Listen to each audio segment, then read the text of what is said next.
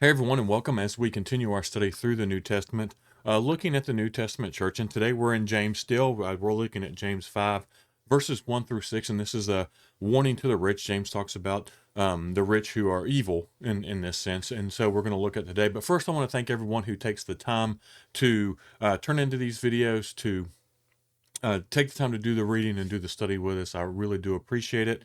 And I encourage those who haven't to subscribe to our channel, because that's how you'll get the notifications and see the information that we send out on a daily basis. So, highly encourage you to do that. But today, again, like I said, we're in James 5, verses 1 through 6, and this is a warning to the rich. He says in James 5, verses 1, "Look here, you rich people, weep and groan with anguish because of all the terrible troubles ahead of you. Your wealth is rotting away, and your fine cloths are moth-eaten rags. Your gold and silver are corroded. The very wealth you were counting on will eat away your flesh like fire. This corroded treasury you have hoarded will testify against you on the day of judgment. For listen, hear the cries of the field workers whom you have cheated for their pay. The cries of those who harvest your fields have reached the ears of the lords of the heavenly armies. You have spent your years on earth in luxury, satisfying your evil desires. You have fattened yourself for the day of slaughter. You have condemned and killed innocent people who do not resist you." And so, this section here that James writes denounces the rich people for their greed and arrogant oppression of the poor, right? And it's those who have more than they need to live, and abundantly more than they need to live. And so what James is condemning here is not for them being wealthy, right? The Bible actually never comes down on anyone for being wealthy. It comes down on those who are wealthy, who mistreat and abuse people, and many times use their wealth to do it. And so that's what they're, because if you look, unlike the believing rich in Timothy's congregation, you can look at First Timothy 6, right? These are wicked wealthy people, right? They're the wicked wealthy who profess Christian faith. So they profess to be Christians, but have associated themselves with the church, but whose real money is God. I'm sorry, whose real God is money, right?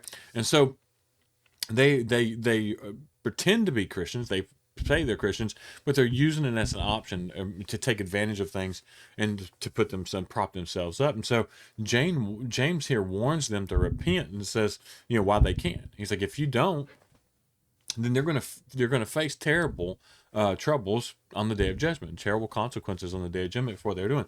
And so these particular rich people here were exploitative landowners, from the way that we would look at this and the way that this was written by James. And like those in chapter 2, right, who he talked about, who opposed and dragged Christians into court, right, they were exploiting day laborers who work was to harvest the fields. And so these the innocent people that he refers to, are in defensive persons, are probably more than likely poor laborers that work in the fields, and poor people who couldn't pay off their debt, right? They were thrown into prison, or they were forced to sell all of their possessions. And then at times, depending on how bad it got, right, they were even forced sometimes to sell their family members and themselves into slavery.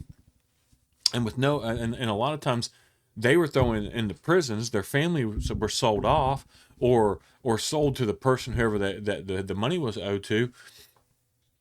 And so, with no opportunity here to work off the debts, poor people often died of starvation, right? I mean, they would throw the main guy, their main breadwinner, in jail. The families wouldn't be able to take care of themselves.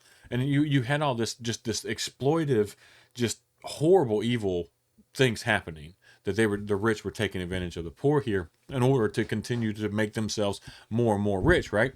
And they already had more than they need to live on, but they were still going forward and trying to make more, and using and taking care of, or taking advantage of people to continue to make more and more money for themselves. And so God in this called this murder, because of what they were doing. Hoarding money, exploiting the employees, and living self-indulgently will not escape God's notice, right? Taking advantage of people. If you're rich, and typically people who are rich have power behind that too. It's the two things that seem to be around a lot of the main issues in the world today, and even in the church, is money and power. And people just have this tendency to want to go after more money and more power, and there's never enough, right? You could be a billionaire or a millionaire and you want to be a billionaire. You can be a billionaire and then you want to be a trillionaire. You can have this much power, but I want more power, right? I even want even more power. Well, I have this authority, but I want even more authority. Or you make up authority for yourself, and so you try to grab as much. And this is what these people were doing. And in the process of doing that, they were taking advantage of people. They were, they were starving people, causing people to work themselves ridiculously in ridiculous conditions, all in the advancement of making more money. And so James is calling this out, especially those who were claimed to be Christians, right?